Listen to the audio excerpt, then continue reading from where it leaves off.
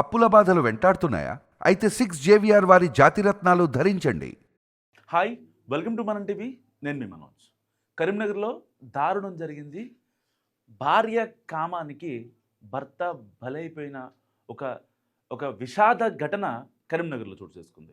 So ఎలా జరిగింది ఏంటని కంప్లీట్గా మనం డిస్కస్ చేసుకునే ప్రయత్నం చేద్దాం. సో ఈ ఫోటోలో కనిపిస్తున్న వ్యక్తి పేరు సురేష్ అండ్ ఈవిడ పేరు మౌనిక. వీళ్ళిద్దరికీ 2015లో పెళ్లి జరిగింది. వీళ్ళది కరీంనగర్. సో అప్పటి నుంచి మంచి అన్యోన్యంగా ఉంటున్నారు, అంతా బాగానే ఉంది. వీళ్ళ వీళ్ళకి 2 పిల్లలు కూడా ఉన్నారు. సో దాని తర్వాత మౌనికకి కామ కోరికలు ఎక్కువైపోయాయి.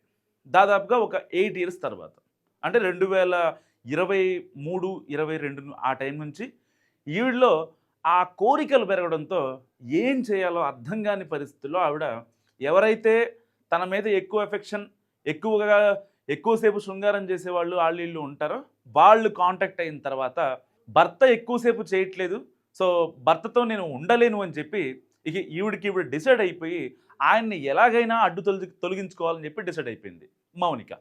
సో దాని తర్వాత ఎవరైతే ఈవిడికి అంటే ఫిజికల్గా దగ్గరగా ఉంటున్నారో వాళ్ళతో భర్త సురేష్ను చంపడానికి చాలా గట్టిగా ప్లాన్ చేసింది.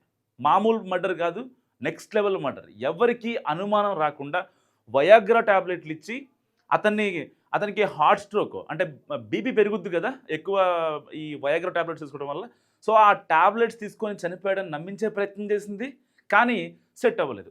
దానికి ముందు ఏం చేసింది, ఆ తినే ఫుడ్లో కూడా, ఆ కర్రీలో కూడా వయాగ్రా ట్యాబ్లెట్ కలిపి ఇవ్వడంతో ఎక్కువగా స్మెల్ వస్తుందని చెప్పి సురేష్ నాకు వద్దు అని చెప్పి తినలేదు. అంతకన్నా ముందు ఫుడ్లోనే బీపీ ట్యాబ్లెట్లు కల్పించింది. సో బీపీ ట్యాబ్లెట్స్ ఎక్కువగా స్మెల్ రాకపోవడంతో మనోడు తినేశాడు. తర్వాత స్పృహ తప్పిపోయాడు. సో స్పృహ తప్పిపోయిన తర్వాత మళ్ళీ కాసేపటికి ఈ గ్యాప్లో ఎవరైతే తనకి ఫిజికల్గా దగ్గర ఉన్నారో ఈ 2 పర్సన్స్ ఎవరైతే ఉన్నారో వాళ్ళు వచ్చి సురేష్ని చంపుదామని ట్రై చేశారు. కానీ ఆ పని జరిగేలోపే సురేష్కి స్పృహ వచ్చేసింది. అంత బాగానే ఉంది. సో ఇంకా ఎన్ని ప్లాన్స్ వేసినా ఇంకా సురేష్ని చంపడం మన వల్ల కావట్లేదు అనుకున్న తర్వాత వీళ్ళు ఇచ్చిన సజెషన్ ఏంటంటే, ఎలాగైనా సరే 4-5 వయాగ్రా టాబ్లెట్లు ఇస్తే అది ఫుడ్లోంచి బాడీలోకి వెళితే చచ్చిపోతాడు.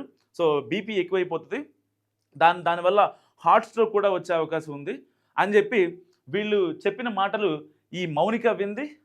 విన్న తర్వాత ఇంకా ఏం చేయాలని అర్థం కాని పరిస్థితుల్లో ఆల్మోస్ట్ ఇక లాస్ట్ ఛాన్స్గా కర్రీలో వయాగ్రా టాబ్లెట్ ఇచ్చి తినిపించే ప్రయత్నం చేసింది.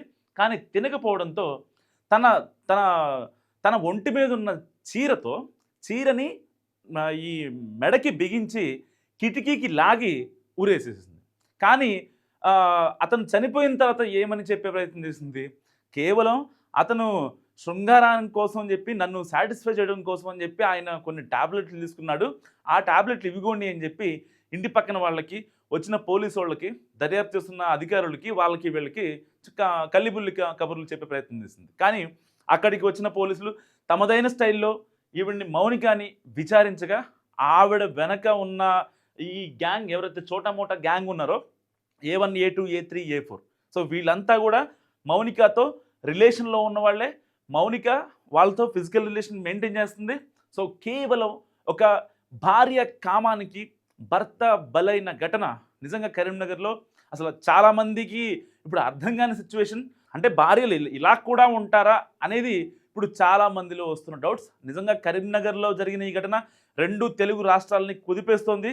సో ఈవిడ కామ కోరికల కోసం ఈ బ్రోతల్ హౌసెస్ ఏవైతే ఉంటాయో వాళ్ళని కూడా అప్రోచ్ అయింది చివరికి. సో అక్కడ దొరికిన సుఖం నాకు ఇంట్లో దొరకట్లేదు అనే ఒకే ఒక్క రీజన్తో నిజంగా మౌనిక ఈ దారుణానికి పాల్పడిందని చెప్పొచ్చు. సో ఇప్పుడు 2 పిల్లలకి తండ్రి లేడు. సో వాళ్ళ పరిస్థితి ఏంటి, కేవలం ఈవిడ కామం కోసమే ఆవిడ భర్త సురేష్ని చంపింది కాబట్టి రేపొద్దున పిల్లల పరిస్థితి ఏంటనే విషయం ఒక్క నిమిషం ఆలోచించకుండా ఈ మౌనిక చేసిన దారుణం ఉందో దీని గురించి ఇప్పుడు 2 తెలుగు రాష్ట్రాలు చర్చించుకున్న పరిస్థితి. సో మీరేమనుకుంటున్నారో మస్తుగా కామెంట్ చేయండి. చూస్తూనే ఉండండి మనం టీవీ.